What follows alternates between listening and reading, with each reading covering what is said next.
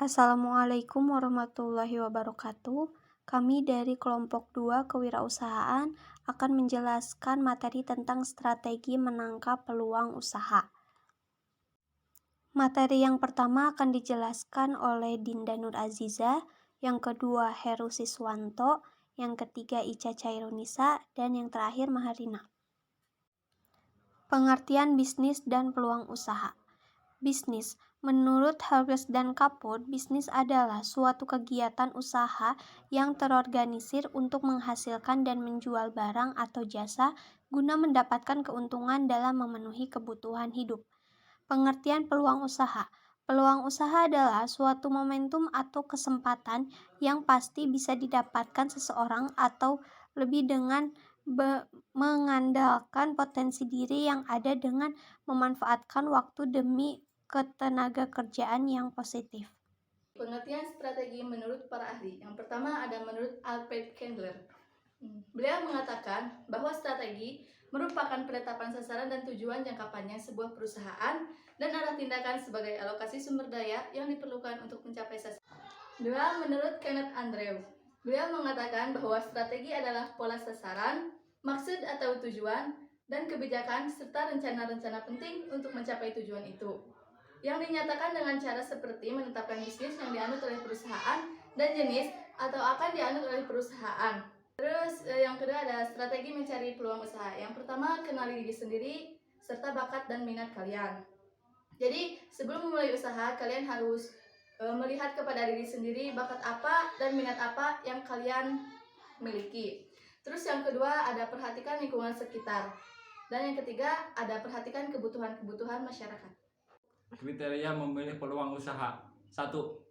Analisa modal, yaitu kita harus menganalisa berapa modal yang diperlukan untuk membangun bisnis, berapa modal yang kita miliki, dan jika kurang apakah kita memiliki modal yang lainnya.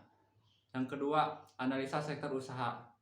Jadi kita harus menganalisa apakah usaha ini merupakan keinginan kita atau bukan. Yang ketiga yaitu analisa prospek.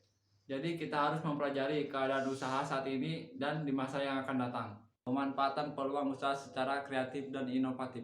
1. Memanfaatkan barang yang tersedia di alam. 2. Memanfaatkan kejadian atau peristiwa yang ada. 3. Harus percaya diri dan yakin bahwa usahanya akan berkembang. Yang keempat, dapat menerima gagasan dalam dunia bisnis. Yang kelima, pandai dan terampil berkomunikasi.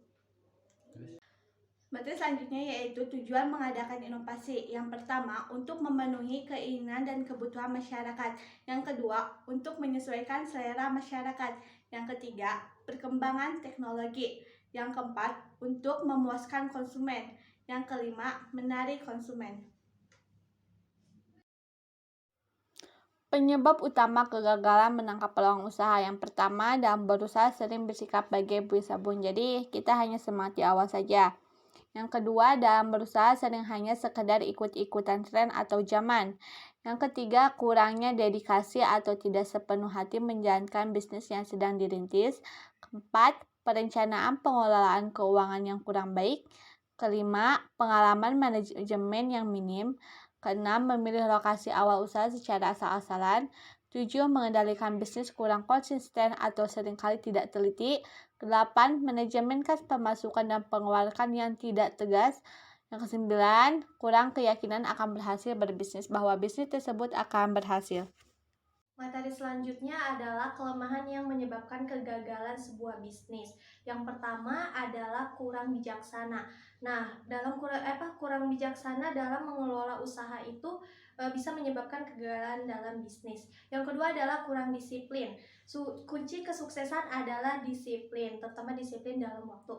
Yang ketiga adalah kurang bermutu, terutama dalam produksi produk ataupun jasa yang kita berikan kepada konsumen itu haruslah yang bermutu atau berkualitas. Yang keempat, kurang rapi dalam mengelola usaha, dalam mengelola keuangan dan sebagainya.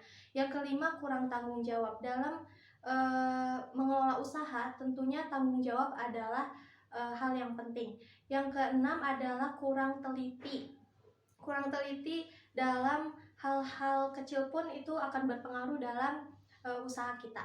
Yang ketujuh adalah kurang jujur. Nah, jujur itu adalah mata uang yang sangat penting dalam usaha kita.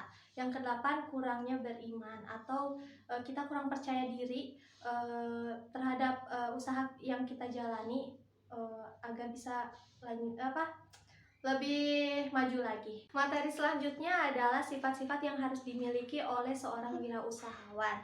Yang pertama adalah berani.